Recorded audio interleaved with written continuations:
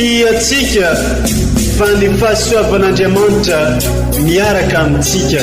Isika fa ny fahasoavan'Andriamanitra miaraka amintsika noho izy roatsika sandrivaky siasatsika miaraka aminy. Ny fianakaviana no taniketsa ipoiran'ny vocation. Déploie ton cœur et viens nous sauver. Délivre-nous de tout. Fa sisika tokoa fa ny fahasoavan'Andriamanitra miaraka amintsika. Sisika fa ny fahasoavan'Andriamanitra miaraka amintsika noho izy roatsika sandrivaky siasatsika miaraka aminy. Fa olo raika atikoatrantsika ao aminy, fianakaviana iray ao aminy, tsy misy hevitrevitra. Ny olo no mampizara indraindray, fa Andriamanitra i Jesoa lay mpiandrony tsara ran'olotra ny aina, olo raika. Ary ao amin'ny fiangonana, ao amin'ny eglizy dia sambatra antsika mahasapa an'izay.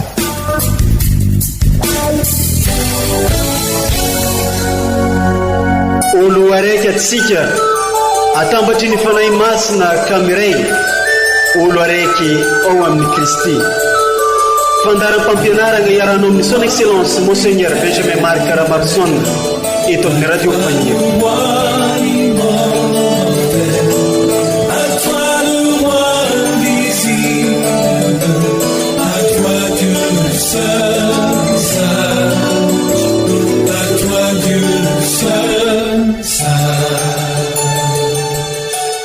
Ankafaliana sy ankaravogna no agnanovana mbola tsara antsika jiaby agny an-tokantrano sy amin'ny toerana maro samihafa izay magnaraka sy mihaino ity radiofaniry radio mamitsika ity.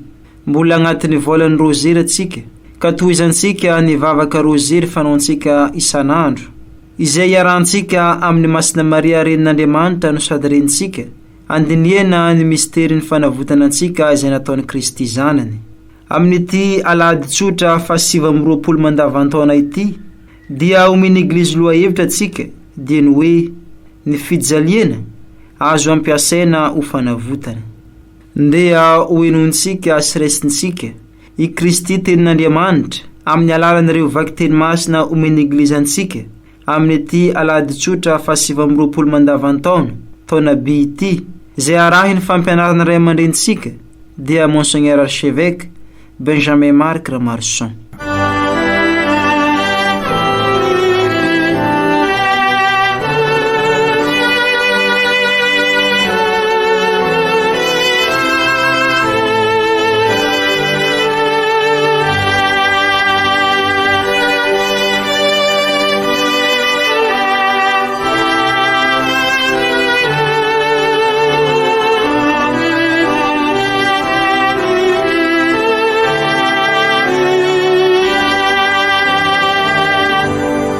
Fankalazana ny tenin'Andriamanitra, vaky teny masina voalohany, boky izay ampaminany. Sitraky ny tompo ny nanorotoro ny mpanompony tamin'ny fijaliana, nefa rehefa voatitry ny fanainy ny sorom-panonerana, dia ahita taranaka izy ho lava andro ienana, ary ho ambinina eo an-tanany ny hevitra nokasain'ny tompo. Noho ny fijalian'ny fanainy dia nahita izy ka ho afapo. Ilay mariny mpanompoko noho ny fijaliany anamarina olona betsaka ary ny tenany ivesatra ny eloko ireo. Ezany ary ny teny ny tompo, esoragna ny Andriamanitra.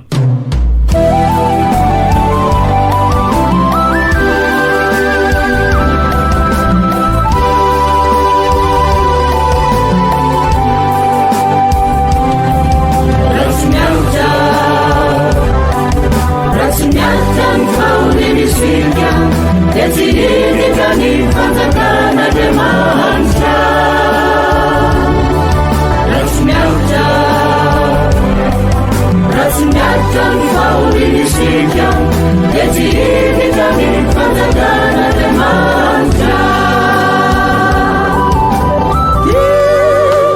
tompo satria Sukunia tatamini Uni tompo satria Mananetsi tadini Tamini amureta ne tsukuni bunzi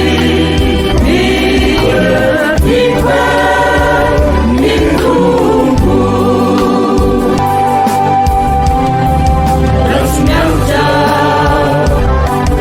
Rasnyata Mfaulini Sivya Yezini Tani Fanzakana Demanja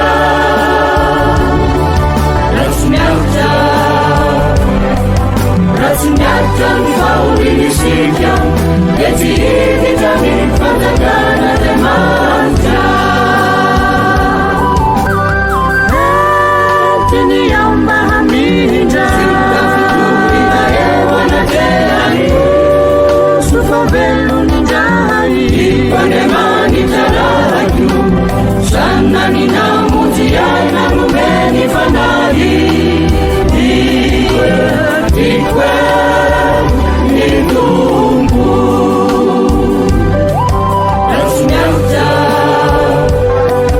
Rasnyauta Mfaulini Sivya Yezini Tani Fanzakana Demanja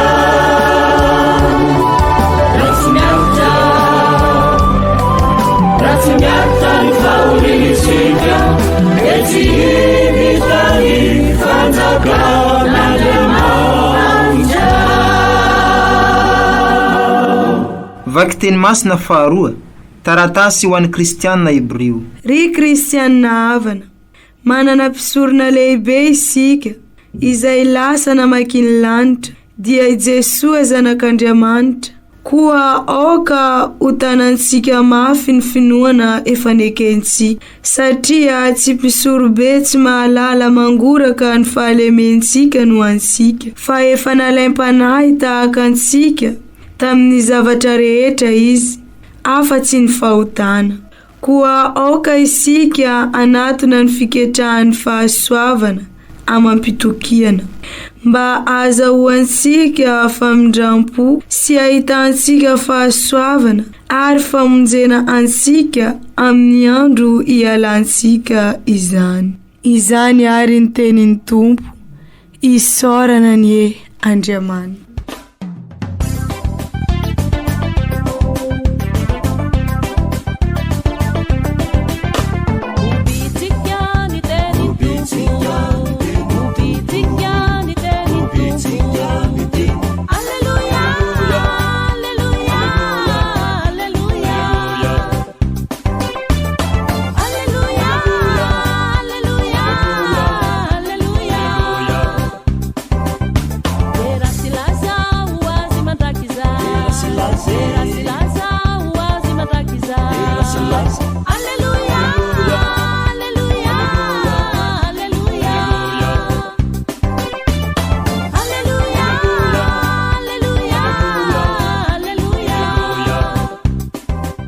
Ombatsika mianakavy any Tompo ho tanteraka tokoa ny izany evanjely masina nosoratany masina Marka voninahitra ny ao anao ry Tompo. Tamin'ny izany andro izany nanatona an'i Jesosy i Jakoba sy i Joany zanaky Zebede ka nanao taminy hoe: ry mpampianatro, tianay mba ataonao aminay izay angatainay aminao. Ary hoy izy: inona no tianareo ataoko aminareo? Dia hoy ireo: aoka ny anankiray aminay mba hipetraka eo ankavananao ary ny anankiray eo ankavianao any amin'ny voninahitrao. Ary hoy Jesosy taminy: tsy fantatrareo izay angatainareo. Moa mahasotro ny kapoaka zay hosotroko va ianareo na mahazaka izay batemy izay anaovana batemy ahy? Hoy ireo taminy hoe: zakanay. Fa hoy kosa io Jesosy: raha ny kapoaka hosotroko dia hosotronareo ihany koa, ary ny batemy anaovana batemy ahy dia anaovana batemy anareo ihany koa. fa raha nipetraka eo ankavanako sy eo ankaviako kosa dia tsy hay no anome izany fa ho an'izay nanamboarana azy ihany izany. Nono nandre izany izy 10 lahy dia tesitra tamin'ny Jakoba sy Joany fa nantsoiny Jesoa izy ireo ka nilazany hoe fantatrareo fa amin'ny fanjakany zao tontolo zao dia ny fei no mitsangana ho tompo mandidy ary ny lehibe no miseho mpifehy manam-pahefana. Fa aminareo kosa tsy mba tahaka izany fa izay teo lehibe indrindra no aoka ho mpanomponareo ary izay teo ambony indrindra eo aminareo no aoka ho mpanomponareo rehetra. Fa ny zanak'olona tsy mba tonga ho tompona fa mba hanompo ary afony ainy ho any fanavotana ny maro.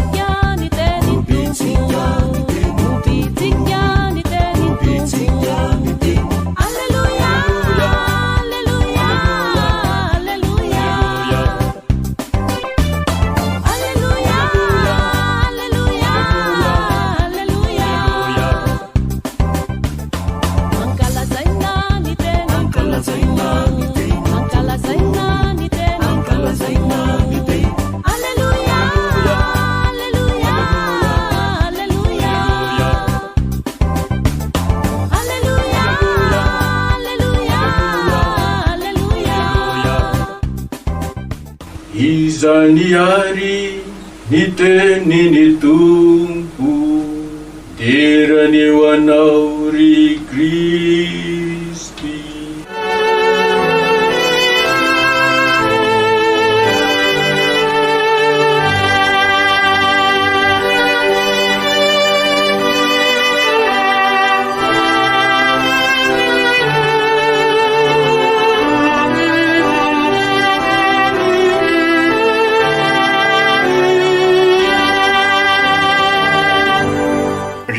Kristianina ava-malala efa 2 alahady sahady zao no niarahantsika miatrika an'izao taopikatrohana 2024-2025 ka iarahantsika miatrika ny synode fafito fijanonana fahatelo raha ny any Roma ny Eglizy eran-tany ihany koa miatrika ny 2e session ny synode entina mba afaka izany ezaka rehetra izany fa indrindra isika miatrika ny fijanonana fahatelo mba ho fianakaviana Eglizy kely miara-dalana miombona mandray an-tanana ka mifampisimbona mifanasoa mikasaka ny soembonana satria praitapo isika isoran'Andriamanitra fa nanome aina sy ango vaovao ansika ny kainina 2024 teo iny ka afasikary miroso lalandalina koa amin'ny dinika rehetra ataosika satria ny fihavanana tokoa no anasitrana an'izao tontolo zao ary amin'izao fijanonana fahatelo zao dia ny fihavanana indrindra no ivon'ny dinika miara-dalana amin'ny Eglizy eran-tany tokoa ary tsika arak'izay voalaza izay amin'izao synode fafito fijanonana fahatelo izao dikany atao hoe synode moa dia sara ny mampasay azy miara-dalana ary dia izay tokoa isika zao miara-dalana ny teny fanevan'ny synode eran-tany dia ny hoe Eglizy miara-dalana miatrika fiombonana fandraisana tanana iraka fa ny antsika eo amin'ny diocèse kosa Eglizy olo velomin'ny batemy kazary tabernakla velona miroso ary ny dia na dia mideza aza satria sy misaraka amin'ny ady isan-karazany vokatry ny sakana maro ady amin'ireo manahirana isan-karazany fa dia kosa makany amin'ny hatsarana amin'ny alavorariana tsy rerisika amin'izany ady sady dia etresika zany fa eo lay reny tsy mandao ao anatin'ny volan'ny rosery tokoa isika zao ka manohy ny fibanjinana miaraka amin'ny masiny Maria ireo misteri fanavotana antsika olombelona itsika amin'ny alalan'izao rosery izao dia ny misteri ny fahatongavana nofo misteri mampalahelo ny misteri mamira-pahazavana ary ny misteri fisanganako velona dia ny misteri ny be voninahitra mila mametraka tsara ny fifandraisasikasika ry kristianina havana satria io fifandraisana io no mandravitra ny mahaolona ny arian'Andriamanitra sika hitovy endrika aminy. Ampisahivana izany satria izay indrindra ny votoatiny izao synode fahafito fijanonana fahatelo 3e session zao, ka no io fitovizasika endrika amin'Andriamanitra io dia ny fifandraisasika rehefa mibebaka isika no manampy isika hivelona ny mahampiray tampo asika, ka rehefa piray tampo isika dia mifanasoa ny fampisimana, izany hoe mivelona fiainana eukaristika ka mahafoy sy manompo. Izany rehetra izany no ampisehivin'ny tenin'Andriamanitra androany alahady fa 27 mandavataona, ary dia mifanaraka tsara amin'izao firososika amin'izao sinoda izao. Isaoran'Andriamanitra fa sy misy kisendrasendra ho aminy isika. Toetra anankiray manapotika ny fifandraisasika ary no tian'ny tenin'Andriamanitra songadina manokana amin'izao alahady fa 27 mandavataona izao, fa indrindra ny vakiteny voalohany ny bokin'ny Isaia mpaminany, ary araka ny fafantatra asika moa ny vakiteny voalohany sy ny evanjely dia mifampitohy matetika, ary sy ino toetra manapotika ny fiainantsika io fa ny fikatsahana voninahitra, ny fitadiavana voninahitra. Na dia efa averimberin'i Jesosy aza fa ny lalam-pamonjena araka izay alalasika azy dia ny fanompoana sy ny fahafoizana, fa mantanjaka ny lôzikan'izao tontolo izao dia ny fakapanahy, ka mora voasarika isika. Ka izany indrindra no iarahantsika midinika amin'izao sinoda izao mba hasy vo elingeliny lôzikan'izao tontolo izao isony isika, fa mba anana ny maha izy azy, manana azon-damosina ka afaka miatrika an'izay problema izay, na dia hita sika sara aza fa ny vandravandra ny vokatry n'izay lôzika nilazaisika zay, le fitandiavana voninahitra izay loharano mahatonga sika hifanilikiliko ka tamin'ireny krizy maro lafo ehetresika, ary izao krizy izao dia hitasika ny vokatry n'izay, ka sara no afahasika mizery an'izany rehetra izany miainga amin'ny metodolojia izay ampiasaitsika, dia sinona fa mizery mahay mandanjalanja misara ary miasa. Ka izay indrindra no alalintsika amin'izao sinoda izao ka anasana sika, ka aokary mba ahafahasika mametraka an'izay fifandraisana vaovao ao amin'isika zay, vokatry ny finoana, vokatry ny fandalinana ny finoana zay, dia sy maintsy vonina isika ifampieny, ifampizara ny manta sy masaka ampahasorana mandritra izao sinoda izao, raha iroso amin'izay fifanasoavana sy fampitsinginana izay sika, ka tonga asika tokoa olo raika. Sehatra tena ilaina izany ry kristianina havana ny sinoda, satria eo amin'ny sinoda sika afaka mifampiresaka, mila mifampiresaka tokoa isika mba afaka izery marina tokoa, afaka andanjalanja, afaka isara, ary ahita ny lalakombana. Ny fandresika dia ireo dinika rehetra ireo hitondratsika amin'ny fiovam-penitra mahery vaika eo amin'ny fitondrantenantsika, ivavahasika miaraka amin'ny masiny Maria izany rehetra izany amin'izao volany rozery izao, so ansika ihany fa ny firenentsika koa, satria dia tena maro ny zavatra potika robaka ka very fanahy mbola velona ny maro. Ny olana dia toy izay hikasaka ny soiongonana sy hifanasoa, hifampisimana dia mifanilikiliko, fa indrindra ireo mpanao politika indrisy, ka besaka ny lava ao anatin'izay lôzika n'izao tontolo izao zay, ka mikasaka ny tombosoan'ny tena aloha, azahoana ny voninahitra, azahoana ny aretina sy toetra sika olombelona io, ka mila fibebahana tokoa, ary sy mandeha ho azy zay fibebahana zay. Ka raha tiasika ho taranaka mpanorina tokoa ary sika dia aoka anana fanetretena, ary dia io no ambaran'ny tenin'Andriamanitra androany, afana mandresy an'izay fikatsahana ny voninahitra voninahitra sy ny tombontsoa ny tena izay imbetsaka i Jesosy no manantitrantitra fa ny lalam-panorenana sy ny lalam-pamozena dia sy aiza fa i natoriny dia ny fanolorana ny ainy ho ansika. Io ihany koa ny lalana sy mainso andehanasika. Mila fahafoizana, mila fanatretena raha te hanova ny fifandraisana sika sy araka ny fieritreretin'izao tontolo izao ny voninahitra ampianarin'i Jesosy, satria ny voninahitra mahazatra asika dia voninahitra moeboebo, mipoerapoera, vokatry n'izay mifanapotika isika ary mifanilikiloka. Ny fitadiavana ny tombontsoa samirery dia mahatonga antsika hifanapotika ka tsy ho hisy fanorenana azo atao ao anatin'izany. Ary dia hitasika izany amin'izao adilay politika, amin'izao fotoana fetrehana ny propagandy sy ny fifidianana izao. Dia hoy Jesosy ary amintsika, ary izay nataony tamin'ny mpianatra ihany koa, dia tamin'ny Joany sy Jakoba zanak'i Zebedeo, sy fantatrareo izay angatainareo hoy izy tamin'izy ireo.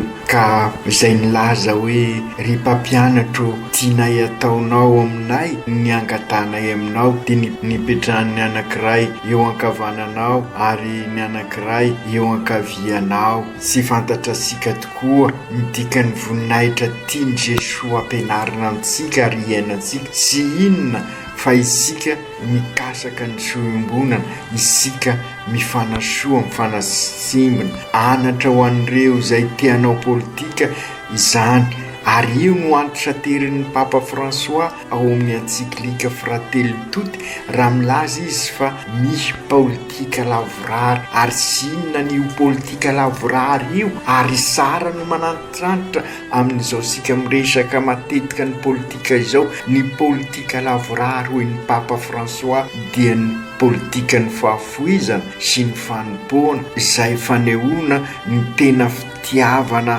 lavorary, ilay fitiavana ampoka sy misy efitrefitra, raha atao amin'ny teny frantsay charité intégrale. Ka io charité intégrale io no politika lavorary, vokatry ny fahafoizana sy ny fanompoana. Ka io no an'ny lalana mitondra amin'ny fanorenana ny tena fihavanana, ilay fihavanana anasitrana n'izao tontolo izao, izay nanitraterina sy nampianarina ny ainana nandritra ny canne 2024. Ka ho indrindra Jesosy, fantatrareo fa amin'ny fanjakan'izao tontolo izao dia ny mpife no mitsangana ho tompo mandidy, ary ny lehibe no mpiseho mpife manam-pahefana. Fa aminareo kosa tsy mba tahaka izany, fa izay te ho lehibe indrindra no oko mpanomponareo, ary izay te ho ambony indrindra eo aminareo no oko mpanomponareo rehetra. Fa ny zanak'olona tsy mba tonga ho topoina, fa hanompo ary afoy ny ainy ho fanavotana ny maro. Ary io no politika lavorary tian'ny Papa François asongadina amin'io encyclique-ny Fratelli Tutti. Tsy ho hisy tokoa ny fifampisimbinana sy ny fifanasoavana ary fikasana ny sohiombonana raha sy mandalo amin'ny fahafoizana sy ny fanompoana. Ka okary raha tiasika hiova ny fifandraisasika araka ny voalazasika teo, izay mandrafitra ny mahaolona, dia io no lalana sy maintsy izorasika. Ary io lalana izorasika io natao hoe fiainana eukaristika, ka ahafahasika mametraka fihavanana marina, ilay fihavanana anasitrana an'izao tontolo izao. Mila mivelona ny fiainana eukaristika isika, dia ny fahafoizana, fahasahina, ny fitiavam-bavaka, ny fanetretena ary ny faharetana amin'ny fanompoana. Io no lalana ahafahasika miroso amin'ny fifampisimbinana sy ny fifanasoavana, ary ahafahantsika mikasaka ny sohiombonana. Ka aokary ararotsika zao synôda fahafito fijanonana fahatelo zao ametraka an'izany rehetra izany, ary ho alalinitsika kakasaitsika jerentsika tsara izay loharano manapotika, ary izay lalana izorasika any, ary alanjalanjaitsika tsara mba ahafahasika mahita ny tena lalakombahana, ahafahantsika mametraka torolalana pastoraly anampy isika hivelona izay nankalazaisika tamin'ny congrès eucharistique. Ka izay indrindra ry kristiana Kristianina hava malala. Izay no lalam-pamonjeno ansika eo amin'ny fiainantsika andavanandro. Io ny lalana mazava afaka hitondrantsika amin'ny fifampivelarana marina ka irososika amin'ny tena fihavanana sady Kristianina no malagasy azahoasika ny tena fiainana ny maha-olona manontolo sy ny olon-drehetra ary hitondrantsika amin'ny fiadanana marina sy arak'izao tontolo izao. Fa ho an'izao tontolo izao ny fiadanana sy ny fandriam-pahalemana dia vokatry ny herisetra famoretana ka manilikilika ny hafa sy mamono ary dia ny herisetra no manjaka. Fa lay fihavanana iraisasika eto, lay fiadanana ambaratsika eto dia vokatry ny fahamarinana, vokatry ny fifankatiavana, vokatry ny fahaizana mampiatra ny rariny sy ny isiny eo amin'ny fiainantsika andavanandro amin'ny manodidina antsika. Mila faharetana izany satria sy azon'izao tontolo izao. Ny hevitry n'izao tontolo izao dia ny fikatsahana ny tombontsoa izay mahatonga ny olona ifamono.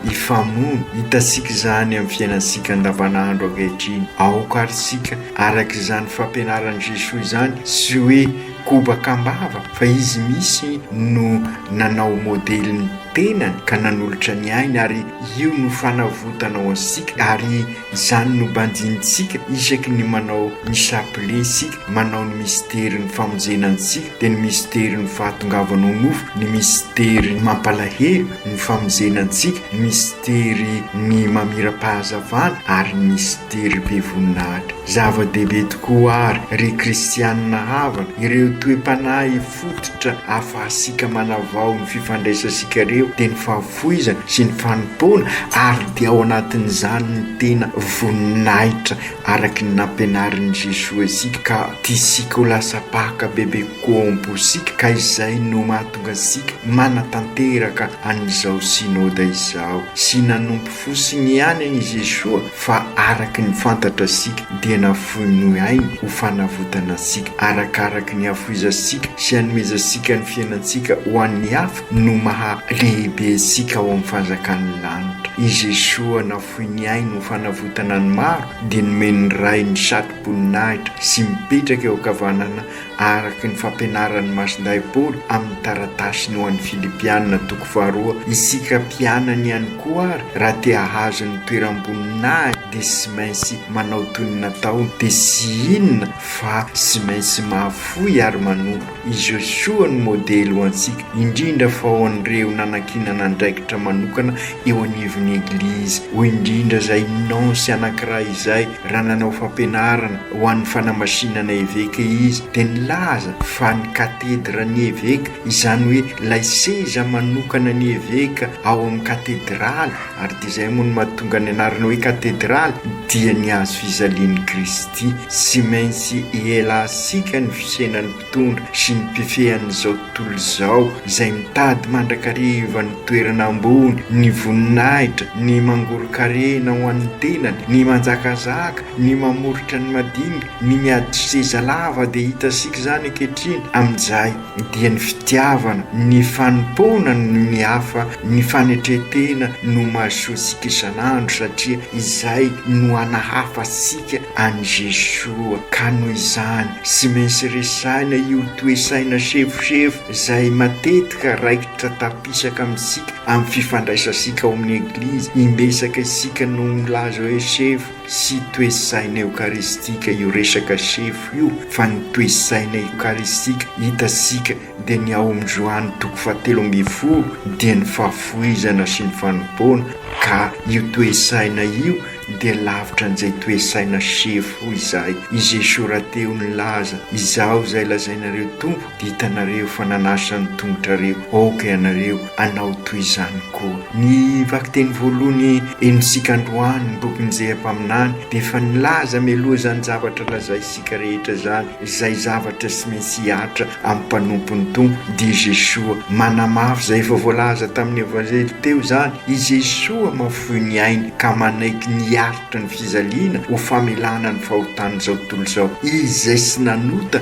dia nanaiky ho fahotana mba hibaby ny fahotansika rehetra. Izy tokoa ilay mibaby ny fahotansika olombelona tamin'ny nanolorany tenany teo amin'ny hazo fizaliana. Ilay marina mpanompoky noho ny fizaliana hoy ny bokin'i Isaia mpaminany vondrenesika teo, anamarina olona besaka ary ny tenany ivesatra ny eloko izy ireo. Nanaiky ampitiavana ny fandaharany ray Jesoa, sitraky ny tompony nanorotoro ny mpanompony tamin'ny fizaliany. Nefa rehefa voatitra ny fanahiny ny sorom-panonerana dia hita taranaka maro izy ho lava andro iainana ary ambininy eo an-tanany hevitra nokasain'ny tompo. Ny tena fitiavana marina tokoa dia mandalo sy miaritra ny fizaliana. Zay tia dia masiaro faly sy sambana, kanefa mety handalo fizaliana sy fiaviana zany. Ny fizaliana, ny fahafatesana araky ny lohevitra androany dia mitondra sy mampahazo fanafotana. Ny misterin'ny pakan Jesoa tokoa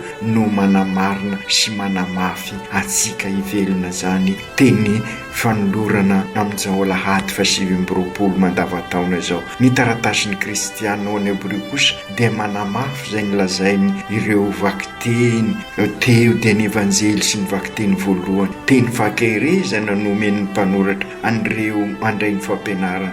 Manana mpisorombe lehibe isika zay lasa namaky ny lanitra dia Jesosy zanak'Andriamanitra. Ka oko tanantsika mafy ny finoana efa nekesika satria sy mpisorombe sy mahalala mangoraka ny fahalementsika no antsika fefa nalaim-panahy tahaka asika tamin'ny zavatra rehetra izy afa sy mifahotana. Ka oka isika anatona ny fiketrahan'ny fahasoavana ampitokina mba hazahosika famindrapo sy ahitasika fahasoavana ary amonjenantsika amin'ny andro ilansika zany. Ka izay indrindra ry kristianina havana, manana mpisorombe isika mihoatra lavitra ary lavorary indrindra no ireo mpisorona tao amin'ny testamentako taloha. Izy no sady sorona mpisorona no tely anaova sorona. Sorona ny tenany misy no natao fa sy hoe sorona biby na zavatra hafa. Noho izany indrindra hoy ny mpanoratra dia oko tanantsika mafy ny finoana efa nekesika sy ao aminy na mety handalo fitsapahana sy fizaliana ary fanaizena azy zany. Jesoa mpisorombe sy mandao sy misaraka amintsika no efa nandalo tamin'izany. Andriamanitra tongolombelona izy ary efa niaina sy nyray pesapesa tamintsika ary nalala ny manjo antsika. Nalaim-panahy tahaka asika tamin'ny zavatra rehetra afa sy mifahotana. Tsy irery zany tsika ry kristianina havana amin'ny ady sy dia etresika fa miaraka amin'ny Jesoa ary dia izay no mampatoky isika raha mandinika an'izao synody zao ao anatin'ny krizy. Ka io krizy io no zary hery sy angovo hitondra fanantenana fa indrindra amin'izao idirasika amin'izao biliny fanantenana izao. Ka sy maintsy ampitomboina trany ary ny finoansika sy ny fitokisasika ary ny fiekenatsika amin'ny Jesoa ka ahatonga asika hiatrika fiainam-baovao ao aminy. Ary zay koa no antenaisika amin'ny sinoda ny eglizy eran-tany zay any Roma ankehitriny. Jesoa tompo sy miafina aminao ny fiainanay manontolo. Enao tokoa no mitantana ny fiainanay.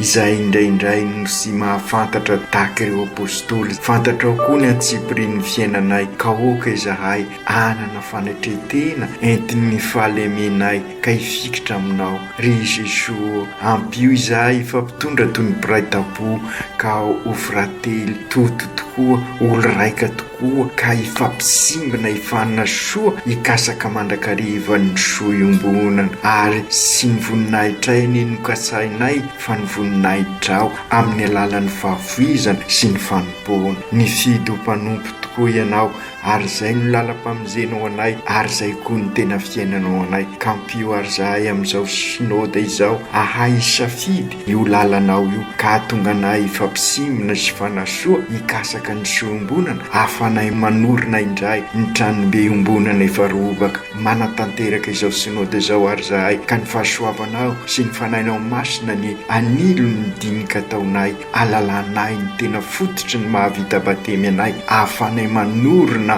eove missionnaire kazary tabernakla velona ampio izahay ahafoy tena tahaka anao anana ny fahafoizana izay tena toetra soa sarobidy ao aminao ampianaro zahay akatahaka anao amin'ny ataonay rehetra mba ho taranaka mpanorona tokoa izahay masiny marireny io ianao ny modely ho anay amin'ny fanoloratena ka nahay nandray an' Jesoa ampianaro zahay ifikitra amin'i Jesoa eo apoditry ny azo zazaliana ka iova ny fiainanay amin'izany ampio ny fianakaviana eglizy kely sy raikiraiky ampandroso anao an-tokantrano tahaka ny masinday Joany satria ianao ny lalana azo anto mitondra anay amin'i Jesoa masinday Josefo ray mpiaro ny eglizy eran-tany mivavah ho an'ny mpitondra isasokazy nara-panahy nara-batana nara-saina mba hanana fondray tahaka anao hovonina hikarakara sy kolokolo ary hikasaka mandrakariva ny soembonana amin'ny alalan'ny fanompoana sy ny fahafoizana aoka tanteraka izany amin'ny anaran'ny Ray sy ny Zanaka sy ny Fanahy Masina.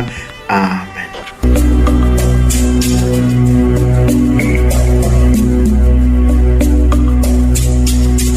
Tsy atsika fa ny fahasoavan'Andriamanitra miaraka amintsika. Isika fa ny fahasoavan'Andriamanitra miaraka amintsika noho izy roatsika sandrivaky sy asantsika miaraka aminy. Ny fianakaviana no tany ketsa ipoiran'ny vocation. Déploie ton cœur et viens nous sauver.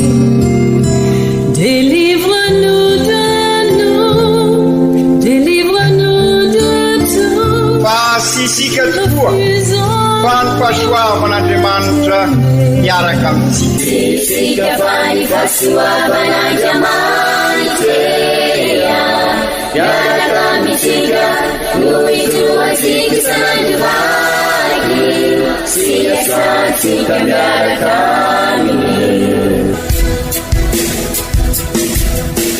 Fa olo raika tokoatran'isika ao aminy fianakaviana iray ao aminy sy misy hevitrevitra ny olo no mampizara indraindray fa Andriamanitra i Jesoa lay mpiandrony tsara raha n'olotra ny aina olo raika ary ao amin'ny fiangonana ao amin'ny eglizy dia sambatra antsika mahasapa an'izay.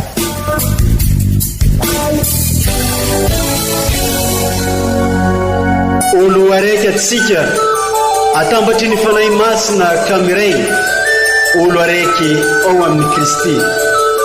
Fandaram-pampianarana iarahana amin'ny son excellence Monseigneur Benjamin Marc Ramarsson eto amin'ny Radio Fania.